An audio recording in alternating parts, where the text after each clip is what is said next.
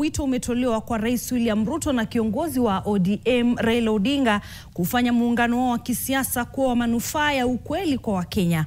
Wakizungumza wakati wa maombi katika msikiti wa Bahati mjini Bungoma, viongozi wa dini ya Kiislamu wameshikilia kuwa makubaliano ya hapo awali, ikiwa ni pamoja na kutoa mikono kati ya Raila Odinga na marais wa zamani Mwai Kibaki na Uhuru Kenyatta, hayakuzaa matunda yanayoonekana kwa wananchi wa Kenya.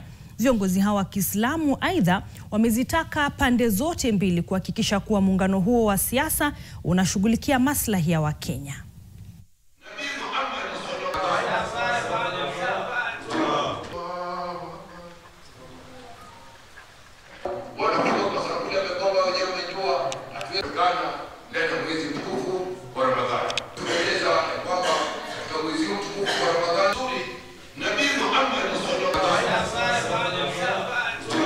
Sisi ile kitu ambayo kwamba tunaomba hiyo mshikamano yao iwe na matunda kwa mwananchi, sije ikawa ni matunda tu kwa viongozi, kwa sababu hii si handshake ya kwanza ambayo kwamba tumesikia. Kulikuwa na handshake kadhaa kwa hizo serikali ambazo kwamba zilipita. Mwananchi alifaidika na nini? Hatujui muungano huu ni kwa sababu serikali ilimuunga Raila kwenda kupigania kule UN Afrika, au ni muungano wa aina gani?